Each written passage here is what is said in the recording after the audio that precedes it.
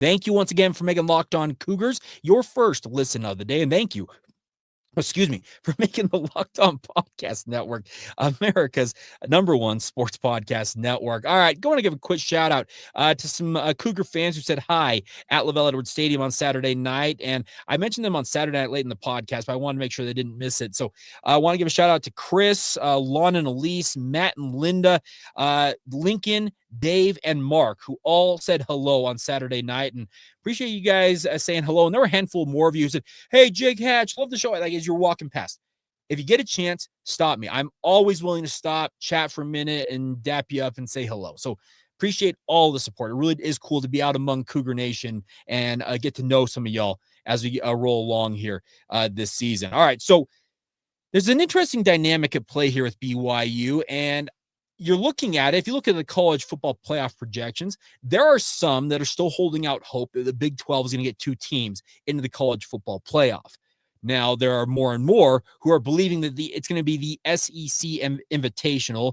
They're going to have 5 teams in the playoff. I saw projections from Brett McMurphy that had 5 SEC teams, 3 Big 10 teams, and then 1 each from the Big 12, ACC, Notre Dame, and the G6, whoever the top G6 team is.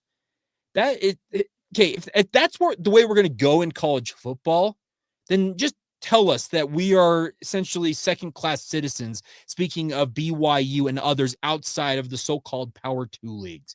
It's absolutely ridiculous. And I know that the combination of wins on Saturday have a lot of those people projecting it to give the advantage to the SEC. And it's exactly what guys like Greg Sankey absolutely want. But I want to give a shout out to Tosh McIntosh. You probably have seen him if you watched the Loyal Cougars podcast, which I guess hosted last week. But he pointed this out. He says, we need to call the selection committee and ESPN on their crap of trying to marginalize BYU. Only 4 teams have 5 wins over bowl-eligible opponents right now. Those would be Indiana, okay, easily, number 2 team in the country. I don't have a problem saying that. Ohio State, defending champs. They've done nothing to stop themselves from being number 1 in the country. I'd have no problem with those 2.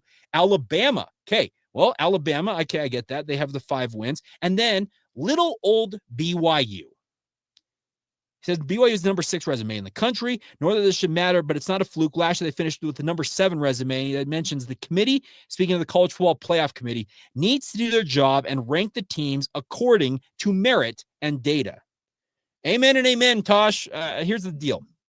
BYU has put together an incredible resume this season. And I did see somebody sent me a link, or it was actually a clip of I think a Salt Lake Tribune article. And it has a Utah fan saying that Utah should be ahead of BYU in the college football playoff ranks, or should be in the playoff over BYU, because BYU's only played 1 decent team and lost to them. I think you're telling on yourself, Mr. Utah fan there. Did you not think that through? You just said that your team, speaking of Utah, is no good. The logic kind of befalls themselves at times. But the bigger point is, we are watching a really, really good football team in BYU. And I know that Texas Tech game has stuck in the craw of some people out there in the national media thinking that BYU might be a pretender. But don't you want to see them bounce back in emphatic fashion with quite possibly, in my opinion, the most complete, most thorough, most dominant win of the season the following week? Because that's exactly what BYU did in beating TCU on Saturday night. I said it in the open of today's show. If this BYU team, what they showed against TCU is to be believed, we are watching a team that's peaking at the right time. And if ESPN's FPI or other metrics are to be believed, BYU has a 60+% chance of going to Cincinnati this week, winning that game, and then somewhere between 85 and 95% chance of beating UCF the following week. And I said it Saturday night. I'll reiterate it here. Really, the only thing you need to worry about for BYU right now when it comes to their Big 12 fate is to win, and you are in. There is nothing that Utah, ASU, Houston, who else is in the mix there? Cincinnati, BYU's opponent this week. They all have 2 conference losses. So long as BYU keeps winning, there's not a darn thing, as Coach Prime likes to say, that any of those schools can do to stop BYU from playing in Arlington, Texas in 3 weeks' time. That is an exciting proposition, but We need to see the college football playoff committee step up and tell the SEC and the Big Ten, no, there are other conferences out there who've got really, really good football teams. There are top tier programs, and I think Texas Tech is absolutely the top shelf, the best that the Big 12 can offer, and I think they're capable of making a run in the playoff. But this BYU team, if what they showed against TCU and what you hope they show against Cincinnati this week, and then finishing off the season against UCF, if what they have put on tape recently, this TCU game included, this is a BYU team that deserves a whole lot more respect than they are getting right now from some of the talking heads nationally.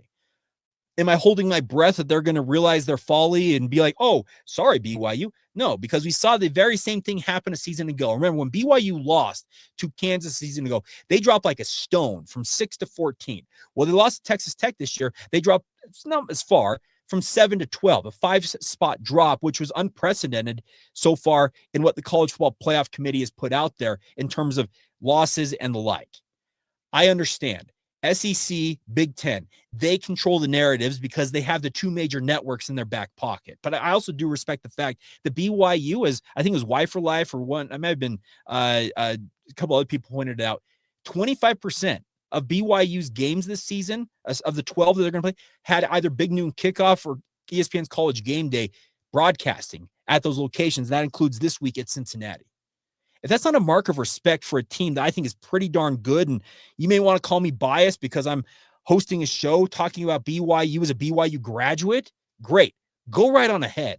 But by any discernible metric out there, this is a football team, speaking of BYU, that A, has earned more respect than it's getting, and B, should be talked about more fully as a team that, if they get the right draw in the college football playoff, could be a problem for some of those teams in the Big Ten, the SEC, heck, even Notre Dame. Like, I'm not saying they're going to win, but BYU is rounded into shape at the very, very time you want them to do that, because I was super impressed with that TCU performance, and it showed me this team, they talked about the fact that they learned from their mistakes a season ago, allowing 2 losses to kind of build on each other.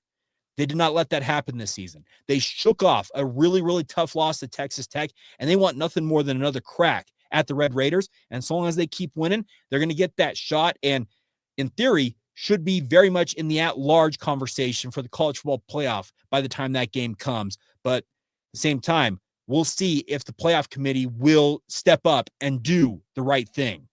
I don't know. We'll see what happens. I'm very curious to see what those new playoff rankings look like tomorrow night when they come out, because I do expect BYU moves up 1 spot this week. They should be 11, but the math says you're going to have to be number 9 or probably higher to essentially lock in an at-large berth going into conference championship weekend. Will that happen? TBD, but I'll be here stumping for BYU the whole way down the stretch here. Now, conversely, if BYU stumbles and loses at Cincinnati, they hurt themselves, and that makes me look like a fool. So I can acknowledge both sides of this, but the way BYU played against TCU, you replicate that performance, I don't think they're losing again this regular season, and it'll set up, I think, a pretty highly anticipated rematch against Texas Tech in Arlington, Texas.